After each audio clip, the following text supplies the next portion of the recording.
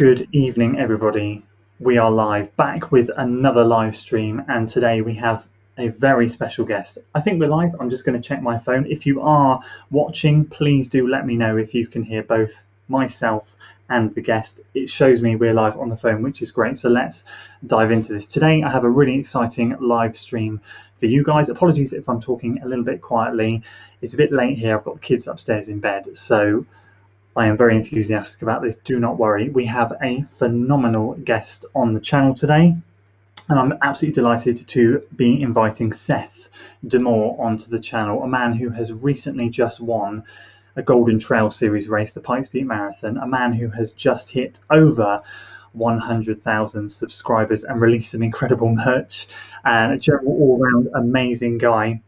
Seth, welcome to the channel. Thank you for having me, and it's great to be here live from Colorado. And gosh, we've both been on a long journey on YouTube. We've known about each other for a long time, so it's great to finally connect. And what a journey it is, this running thing and YouTube thing. The plan of attack tonight is we've got about 30 to 45 minutes. I want to do my best to cover three topics with Seth, as he just alluded to then. We've been following each other for quite a while, and I kind of want to dive back into the archives of Seth's channel and talk to him a little bit about the journey to get to 100,000K. Also talk to him a little bit about this summer's training with COVID-19, and then of course the build up to his recent, I still can't believe he's managing to walk around as well as he is after the race, especially after watching today's vlog about his knee. So we'll talk all about that today. And of course, if you have any questions for Seth in the chat, what we'll try and do is take some strategic breaks in between the chats, and we'll quickfire ask him some questions, see if we can get through as many of those as possible. Seth, let's start off. Let's dive back into the archives. So I remember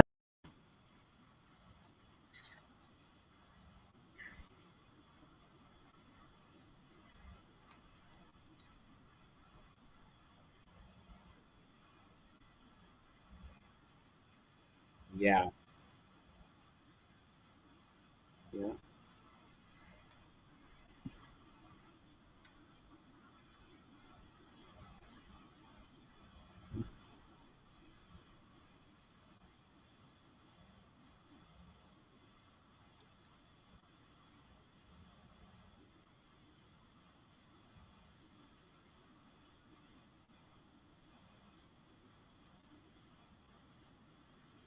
Yes.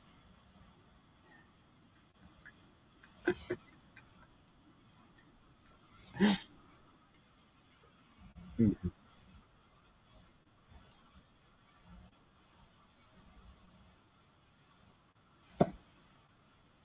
Yeah.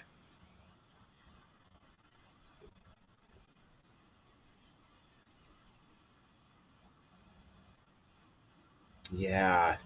I believe it was October 2018 when I was, as you said, discerning and trying to figure out the right path for the channel. And for all the viewers that don't know, up until that point, I had been daily vlogging, making vlogs about life, about camping, about going out, doing family adventures, whatever the case may, like just filming life in general.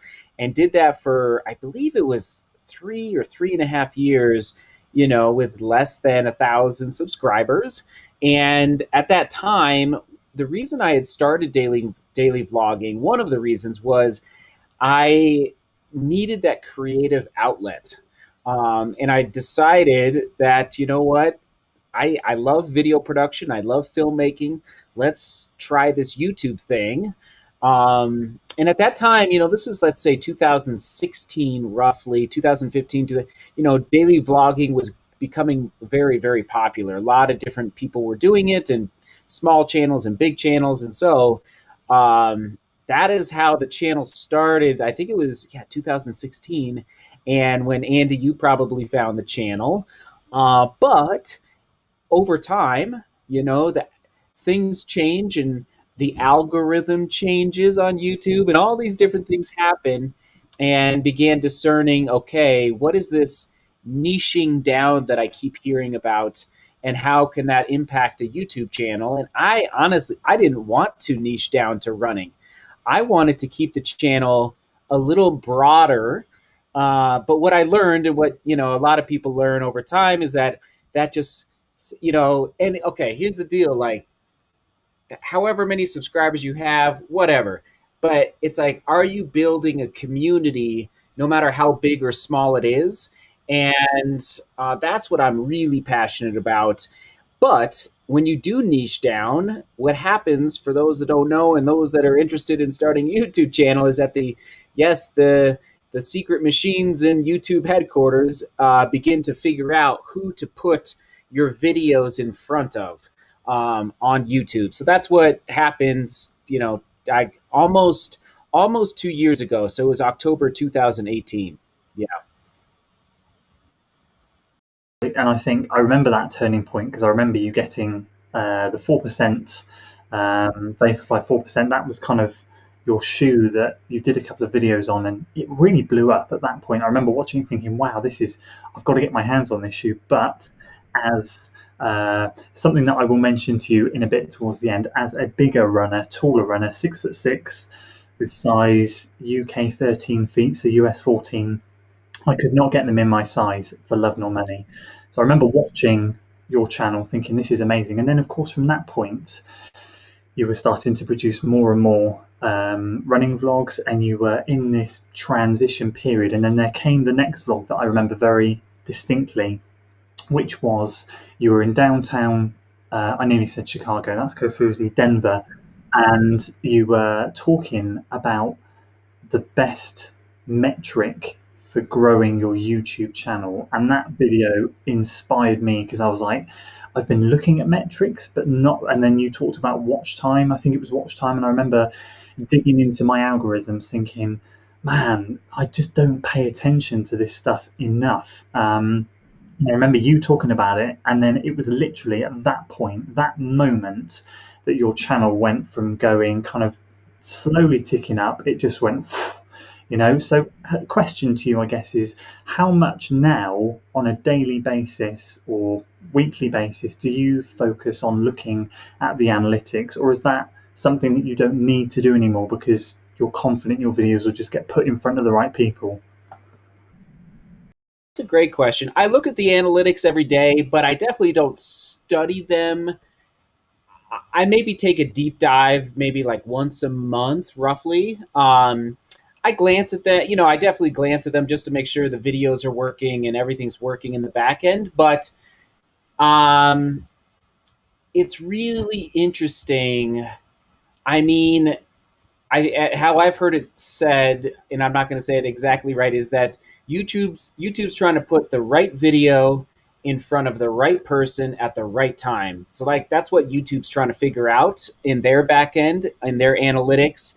Um, and at this point, I certainly, like, I've learned, like, okay, focus on running. That's really, really important. And also, um, people can't forget that, well, first of all, that Google owns YouTube. And so Google is a search engine. And so people go to YouTube to search to learn. And so they want to learn about shoes, they want to learn about training. So I love going to the mountains and filming great, beautiful vlogs. But sometimes they get, let's say 12,000 views or 13,000 views. And then I'll stand in the studio and talk about the New Balance Beacon V3, and that'll get 30,000 or 40,000 views because, again, people, they don't always want, straight beauty or inspiration. They want information. As so that was a learning curve as well. And I try, for everyone out there that's watched the channel before, I try to strike a balance, and between, vlog races, going to the mountains, but also informational videos in the studio.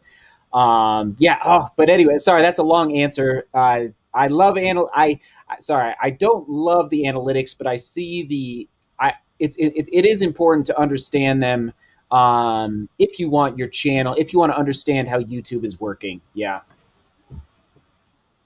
Couldn't agree more. Like, I experience the same, I guess, with some of my videos. Like, I'll do a shoe review or a shoe test or something, and it will do really well. And then I put out a training vlog, and it won't do as well. And then I guess, as you said, it's about striking that balance. So I've been through phases myself personally where I've done a whole load of shoe stuff and then a whole load of training, and the channel just kind of dips, ebbs and flows. It never does a steady. And when you get the right balance, it does do this. But it's about mixing up and keeping your audience happy, for the people that are there for the shoe reviews, for the people that are there for the mountain views, as you said, for the people that are there obviously for the race vlogs and all of that stuff. So that's awesome. And then I just remember like your channel just ticking away and producing some great vlogs. And then I remember the next big moment for me watching as a viewer, because obviously you tell the story so well. That's why people just keep coming back, is Western States. So we've obviously jumped quite a bit there, and we are cresting up to the 20,000 subscriber mark. And the reason that sticks in my head, because that's the first time, in my opinion, that you'd showcased your videographer skills as a race filmer rather than someone running the race and trying to encompass that story. So you told the story from a different perspective. And obviously since then you've done the Olympic trial qualifiers, you've done other races. So like, I know this is putting you on the spot a bit, but in the future, do you want to incorporate more of that into your YouTube world? Absolutely. And those are some really good memories to reflect back upon, the Western States, and gosh, Kipchoge in Vienna, and then yeah, and then probably the Olympic trials would be the other big one. So absolutely. And what's exciting is that I think we're getting to a point where I can actually have a little bit of help as far as like the filming side to make it even more beautiful and more cinematic and really get the shots so it's not just me and a camera. Because yeah, real video production teams, it's a team with an audio person and no, but absolutely. I mean, maybe Tokyo next year if all goes well and it happens. Hopefully Western States. I was planning to go this year. I was planning to film quite a bit more this year, but obviously didn't happen. I was planning to do the Hard Rock 100 here in Colorado. Would love to come to the UK and film. Well, oh my gosh, well London. That was on my calendar. I was going to come over, I guess last spring, and then I was even thinking about this fall, but well, with the new course and everything, and then the quarantine, and I don't even know what I'm not planning on coming now, but anyway, absolutely, I want to do more of those. I remember getting rather excited because in one of your videos, when some of your races got cancelled, the Newport Marathon in the UK or in Wales was still on, and you said that you'd entered it, or it was on your shortlist, and I was like, I'm running that race. I have to meet you at the time, but it didn't happen. It is what it is. But anyway, we get past 20,000, and to be perfectly honest with you, the rest has been just this incredible trajectory. I mean, you've had ebbs and flows, but again, things like going to Vienna to film Kipchoge, going to the World Running Mountain Championships in Argentina. There's all these pinnacle moments that, as a viewer, you can look back at these milestones and think, oh my goodness, this is absolutely like, this is what you've taken, what I would call the running YouTube world by the scruff of the neck and just kind of dragged it into the 21st century. Like, I'm not being, in my opinion, Sage and Ethan Ginger Runner were and are incredible content creators, and that's what I not grew up watching, but they were the first running influencers that I really started watching. They kind of they have their styles, they have their upload schedules, and they're not always uploading as regularly as a viewer as I would like. Obviously that puts pressure on people like you, but you've taken the daily vlog to the running world, which is why I think you've done so well. And of course, reaching 100,000 on a race that you win, which is in your blood, as you said in that video, from watching your dad do it, thinking one day I want to win that race. Like, how special was it to reach the 100K at that moment? I mean, I think I told True Love, and everybody knows who True Love is, who watches the vlog, is I couldn't plan the timing. Like, that's like, that timing is just, it's written in the stars. Like, that's a good way to say it. Like, there's no way I could plan that. So, to do it on Sunday, and then the next morning, yeah, to pass 100,000. And for those who don't know, I grew up watching my dad in the 90s race the Pikes Peak Marathon, the Pikes Peak Ascent. And so it's just a really, and he was there at the finish line. So he was able to watch me cross the finish line. And so it just absolutely amazing, like a moment that we will remember forever in the DeMoor household. And now it's saved forever on YouTube for others to watch. And I'm in the same boat as you, Andy. I mean, I was watching more so Ginger Runner than Sage, but it's like, when I was daily vlogging, I every now and then hopped on Ginger Runner's channel and actually, trying to figure out the ultra running world, and it was very informative. But it's been fun to, yeah, okay. I mean, everyone can probably pick up on this, but Casey Neistat had a big influence on me. He kind of, him and some other guys, actually some UK vloggers as well, kind of opened the world to daily vlogging. This is 4 or 5 years ago now, and it's like, wow, people actually do this, and it's physically possible. That was a big, kind of hurdle to get over. But yeah, so it's been you, Andy, I've done a lot of podcast interviews this week, and you are doing a great job going down memory lane, because you've actually followed the journey, and most people don't know what it's what it takes to get to 100,000. I guess is what I'm trying to say. That's kind of why I wanted this stream to not be just about Pikes Peak, or not just to be about the recent success you've had, but as someone who's watched you from that embryotic stage, to watch you just blow, and just it's been incredible. As I said, you've kind of mashed up this daily vlogging style in the running world, and getting people off their backsides. Like, UK 12 p.m. GMT is when your vlog publishes. That's my lunch break. That's what I do on my lunch every single day. It's just kind of like, the way you do it is not like, for me and for Mike and for 99 out of 100 other running vloggers and channels out there, they're just producing running videos. Here's a review. This is my training, and we try our best to tie in a story. We really do. But I don't think there's anyone out there doing it as well as you are. So massive credit to that. What I want to do, just before we jump into the summer, because I'm aware of time, I want to tackle summer and then just very quickly talk about Pikes Peak. There's a fair few people watching. I'm going to say good evening to some of them. And guys, if you are watching, you have any questions for Seth, make sure you drop them in the comments. As I said in the beginning, I am talking a bit quieter. My kids are asleep upstairs, so I do apologise if I do sound rather quiet. But if you've got a minute, make sure you hit that like button on the stream. It really helps out the live stream. So good evening to Tim, the Husky Runner, Alistair Williamson, Linda, good evening, Kozeps, Bev, Trail Runner Rossi, Tim, Envy, oh my goodness, so many, Oliver, Jane, there's loads of you, Matt. Wow, good evening everybody. Any questions in here that I can ask Seth before we dive on to this? Seth's enthusiasm and positive energy is contagious. What a great guy. I think we can all agree with that. I thought Seth was live streaming because I subscribed to both of you. Soupy Runs, good evening. That's a shame, Seth, as the videos I love the most are the mountain vlogs. So I think that's returning back to what you were talking about, the views. Most of us subscribe to channels for the shoe review content. To be honest, in terms of Seth, he appears like every other human, yet he's an amazing athlete. Yes, we'll get on to the athlete side of it. So any questions, guys, drop them in the comments. I want to talk to Seth about the summer, FKTs, all of that stuff, because time is ticking. So let's roll back to March.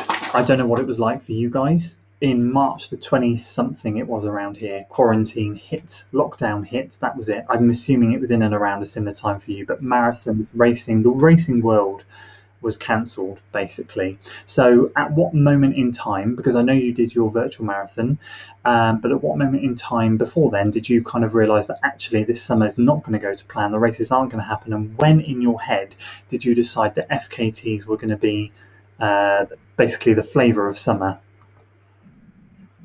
Was so I was planning to do the Hamburg Marathon over in Germany, which I believe was, oh my goodness, was that late April or roughly? And so that was the game plan for a spring marathon on a what I a fast course. So that was canceled, and it was it was a shocker. And I don't know when they made the decision exactly. I think it was early March, maybe, or I don't remember exactly, but that was an eye opener. And then the real eye opener was probably when the Pikes Peak Ascent was canceled, which is the race I did in 2019, where you just run to the top of the mountain and then they shuttle you off the mountain.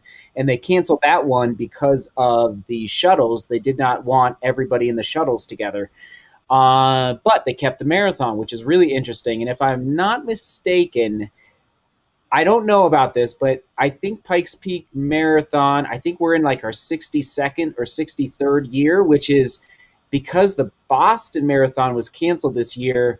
Pikes Peak might now be the longest continuous marathon in American history. I could be wrong on that because Boston was, like 100 and something years. But anyway, so that was an eye opener when the Pikes Peak Ascent was canceled. Yeah, and when um, there were a couple others, then when Hard Rock was canceled, and then Leadville 100 all these races I was planning to film, not to race. And I think after the DGR virtual marathon, um, gosh, I had the goal at the beginning of the year to run 3 FKTs on 14ers in Colorado. That was one of I have annual goals, and so we just started really ticking them off quick in June, and they were on my radar to do FK for everyone listening. Fastest known times, and uh, so it's been a great summer of FKT work, and it's not done. So in Colorado, it's snow will start arriving on the mountains in mid-September to late September, just like a dusting of snow. So my brother and I are not done chasing them down yet. I think okay, so I'm going to be really. I've got a question myself actually, and that is I attribute this. This is a viewer looking at what you've done. His opinion, and you can correct me if I'm wrong. But one of the reasons you were so successful at Pikes Peak was the FKTs, and not because you just went for it, but because you were learning about where your red line was. So you talked about that line between failure and success at your threshold, sitting at that perfect point between if you go over, you're toast. If you go under, you'll get to the top thinking you've got more to give. And of course, you did that one, which you've talked about in recent vlogs. Was it Mount Albert where you went up hard? You went out hard, you went up hard, and you got there, and you said that lesson taught you a lot. And with all your other FKT attempts this summer, I'm assuming some of them were a bit slower in terms of effort. Some of them you might have gone a bit harder. And so did you spend that time not only chasing FKTs, but trying to work out that sweet spot of sort of running by feel as such up a mountain? 100%, you nailed it. Mount Elbert was the big lesson. I had run it, so it's the one that Sage had. He ran he ran 106.50 something, and I beat it by I think 20 or 30 seconds, so not much on the ascent of Mount Elbert, which is the tallest mountain in Colorado. And before that, I had gotten some other FKTs, but I the times were not nearly as difficult as that one. And Sage had Mount Elbert, I think, for 7 years, so that's quite a while. So I knew the time was really fast because he had held it for so long, and I was in pretty good shape, but I definitely wasn't in like Pikes Peak shape yet because it was earlier in the summer, but it really did teach me how to go out a little harder and go find that red line a little quicker in the effort. By I would say 3/4 of it's 4 miles to the top of Mount Elbert, maybe 4.5, and I'd say by the three quarters of a mile, not even the mile mark, I was okay. This is where I need to be if I want to break this, and I got to stick to this, and I can't slow down. So that was a big, big learning lesson, absolutely. And as far as effort goes, and so I mentioned this in the vlog a couple days ago, is I ran 3 minutes faster on Mount Elbert in 2020, and I ran 3 minutes faster on Pikes Peak in 2020. So it's like it was a crossover of not just effort, not just effort, but actual results for Pikes Peak. Even though, anyway, it was in the marathon race, but managed to still PR the ascent part. So really fascinating. It's just, I'm sat here just like, it's for anyone that's watching, you need to be taking notes. And one thing that I am 100% batting in your corner for, and you talked about it in your vlog today and other days recently, is that don't let outside influences in terms of trying to mess with your head. Not mess with your head, that's the wrong way of saying it, but trying to influence your training. Like, trust in what you're doing. You knew exactly what you were doing. And we'll get on to Pikes Peak in a second. I've had a similar experience this year, and I've ended up, although they're in time trials, so a little bit like your FKTs, I've managed to get my 10K time down to sub 35. I managed to run a 1:15 half marathon, all off training that people had been commenting on Strava saying, oh, this is amazing, this is amazing. And then you get the odd one that says, you're doing that a bit quick, you're doing that a bit slow, you're doing that a bit wrong. And it's kind of like trust in yourself. As you become a more experienced runner, you learn what works for your body and what doesn't. And I think, as I said to everybody, if you're watching now, okay, I'm getting, let's rein it back in. Last thing we're going to talk about, Pikes Peak. Before we do, let's see if there's any questions. We're going to quick fire some questions at Seth very quickly before we talk about Pikes Peak. Andy, this is amazing. Thank you. Linda, thank you for staying up and watching. Bless you. Seth, what is your next marathon? The California International Marathon in early December, if it happens. Yeah, December 6th. Brilliant. Okay. How much time do you spend on a vlog each day editing?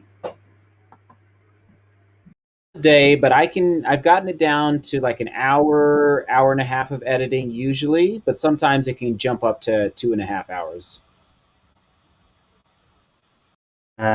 Any of you looking forward to testing the final racing shoe for Atreyu? I know I am. Are you? Now I am not a member, so I don't know how I'm going to get a pair in my hands. But oh yeah, I'd definitely be interested in testing.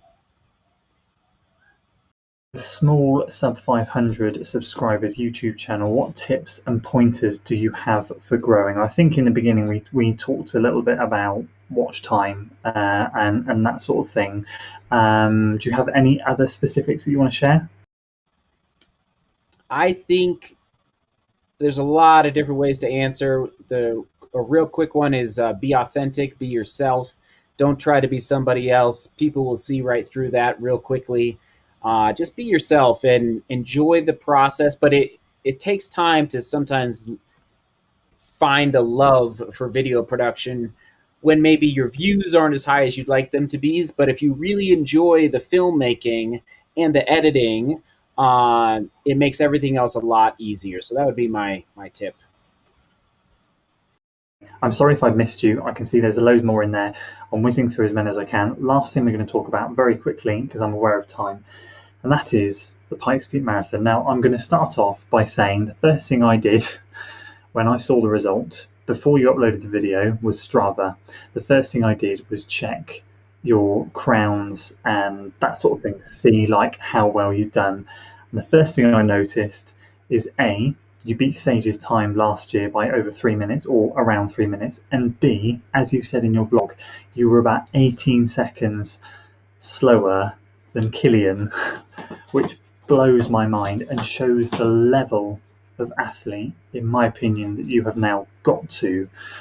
What, not only winning Pikes Peak, but for me, if that was me, seeing that, what did that do to your head to know that you were so close to, quite frankly, him and Jim Walmsley are the gods of the ultra running world. What did that do to you mentally? That must have been massive. Absolutely. I would say it's a huge confidence boost. I was, I was going up the mountain, and about mile 4, I was alone. Nobody was around me. So I had to make, and I didn't know if that was going to happen or not, because I knew there was going to be tough runners that showed up, including some former teammates. But I had to make a mental switch from racing other people to racing the clock, is what happened at about mile 4. And I said, I started repeating to myself over and over again, make every step count. Make every step count. Like, that's what I kept repeating and repeating, and got closer and closer to the top. Last year, again, ran like 2:12:50 to the top in the ascent. And I felt very good about that time last year. And then to be able to come back and run, I think it was 2:09:30, basically 2:09, yeah, around 2:09:30. I was very pleased, uh, and to know that I was doing it kind of solo, meaning like there was nobody around me to push me except for myself and the clock. And I couldn't remember when I was on the top of Pikes Peak. I couldn't remember what Joe or Killian had run the previous year. I knew it was around there. So when I got back to the motel and uploaded to Strava and all that good stuff, it was like, okay, this is good. This is moving in the right direction. We're trending correctly. That's what I was telling myself. And it's as I'm always saying, just remaining grateful for good health, and frankly aspiring, gives me confidence, honestly, for the future to, let's just keep going and see what we can do. Really exciting if you do it next year and the Europeans are allowed over, because I think, in my opinion, you'll be mixing it with the best, if not up there. There's no reason why your name shouldn't be in the hat for the win next year, regardless of who's there. I mean, I know you said in your video you took a gel in the beginning, which you kind of feel was maybe the wrong decision, and I'll let you know, we won't go into that now because we don't have time, but again, it's kind of learning experience. You had your bobo bar, you had your coffee, your banana, and then you had that, and you said it kind of affected you on the descent. The one thing I did notice, and I was watching the live stream, so I watched you come up first, drink, turn around, go back down, and then I noticed the second place was 7 minutes behind you, but then I noticed at the end David finished 2 minutes behind you, so he gained 5 minutes on the descent. Do you think that's because of the knee, the gel, a bit of everything? I know you've mentioned in the past you feel like, you could take on anyone going uphill, but is the downhill something that you're going to continually progress to work on throughout this year into next year, so that next year you can hopefully smash the down as much as you did the up, if that makes sense? Mostly the stomach and the gel. I felt my knee a couple times, but it wasn't anything major. I don't think the knee slowed me down that much. Yeah, I think it was mostly the stomach, and I had to kind of stop drinking on the way down, because whenever I drank, and even though you're running downhill, it was very warm, and so I was feeling a little dehydrated at the end. So I think that would have helped to drink a little bit more on the way down. Even the drinking you see in this live stream at the top, it took me, at least a mile or so to recover from that. Meaning my stomach, the stomach was kind of, it wasn't enough to make me stop, but you'd rather be as comfortable as possible when you're running fast downhill. So 100% got to keep working on the downhill. No doubt about it.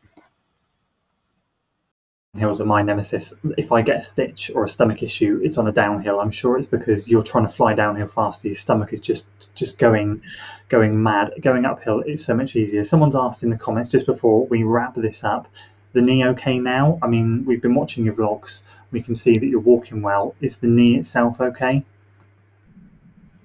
Sore, but it is it's still a little sore, but there's no like definitely no sharp pain.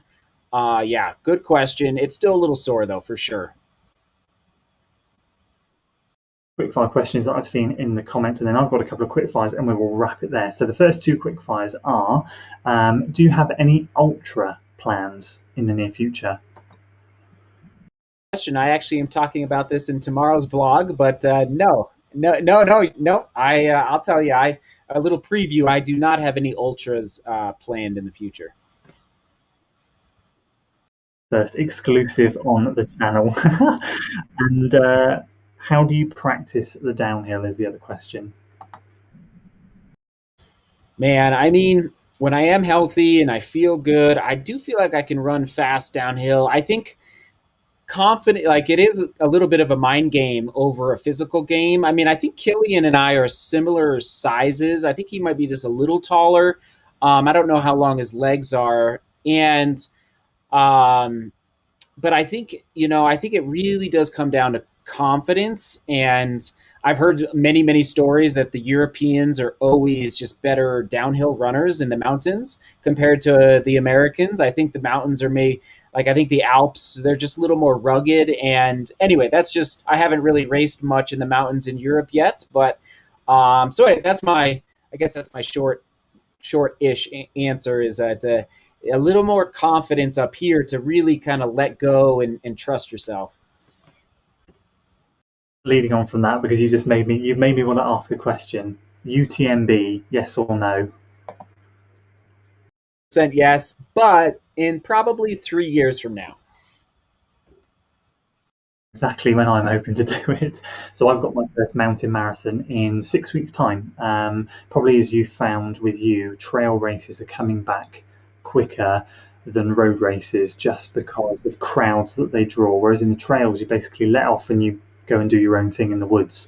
So I've decided to kind of a bit like you, and if I'm honest, inspired by what you've done with the FKTs, is that just take a break from roads. I've hammered the roads from January this year right the way through to now. 6 weeks. Let's get into some mountain shape and see what we can do in the Brecon Beacon Mountains in Wales. So that's really exciting. I'm taking a lot of tips, floating the mountain, not fighting the mountain. Gyms open back up next week, so I'll be using the sled, all of that stuff. I'm making mental notes. So questions for you before we wrap this up. Quickfire, okay. I'm going to ask you 5 questions. They're all about shoe brands because we haven't talked about shoe reviews. I don't want to go into that. There's far more interesting things to talk about. But as a bit of a quick fire thing at the end, 5 questions. They're going to be nice and simple. Give us your answers if that's okay, and then we'll wrap this up. So, brand of 2020 so far. Shoe of 2020. Now, I know shoe is a little bit generic, so let's say trail shoe, training shoe, and racing shoe, because there's been a lot of everything. So, training shoe, trail shoe, carbon fiber plated racing shoe. So Hoka Torrent 2, okay, for the trail, lightweight, love that shoe. For the road, gosh, there's so many. Um, it's hard to deny. I do love, and many of you already know this, the Endorphin Speed from Saucony. As far as a training shoe, but it could be also, could definitely cross over to racing. It's just, and I think, well, the price is not perfect, but it's not a $200 shoe. And then the last one was a carbon fiber plate. Um, well, I guess I have used the Alpha Fly. Of course, that's the easy answer. Um, I feel like I wrote off the Meta Racer a little too quick from Asics, and I feel bad about that. I don't think, but the weight of the Asics Meta Racer is very impressive, and I need to give that shoe another shot. So I'm going to go Asics Meta Racer, but the RC Elite from New Balance is like knocking on our doorstep. So I'm going to say that watch out for the New Balance RC. I think everybody can't wait to get their hands on that. Unfortunately, I wasn't that excited about the Adidas Audios Pro at this point. But anyway, that's a long-winded answer. I'm very impressed with the Asics Meta Racer weight class. Adidas is frustrating. I can't try them. They only go up to a UK size 12. They don't do 13, so I can't try any Adidas shoes, which is infuriating. The Meta Racer, I can't try that either. They haven't released that in a 13. The RC Elite, I am keeping my fingers crossed that it's a 13, because the TC, despite some instability, is, you want a long run trainer for your marathon training, look no further. That and the speed are. But anyway, your answer's fantastic. Worst shoe, not worst, most disappointing shoe of 2020 so far? Because I try to forget about them. I'm trying to remember all the shoes. Okay, let me just try and rack my brain real quick. Wow, the worst shoe. I mean, as far as the carbon fiber plate, I was just fairly disappointed in the Audi Zero Pro, the Audios Pro from Adidas. I think they're trying, which is good to compete with Nike a little bit. But as far as a trainer goes, oh my goodness, I like the Atreyu shoe, I gotta say. Um, Oh, you know what? But this is going to upset a lot of people. I don't think I really the 1080 from New Balance. I wasn't that excited about actually. Yeah, I know. Isn't that crazy? I know a lot of people love that shoe, and that's going to ruffle a lot of. I think you maybe. I think you even like that shoe. I remember. But that's one maybe that's jumping out of me. Sorry, I try to forget about the shoes that that don't make the mark.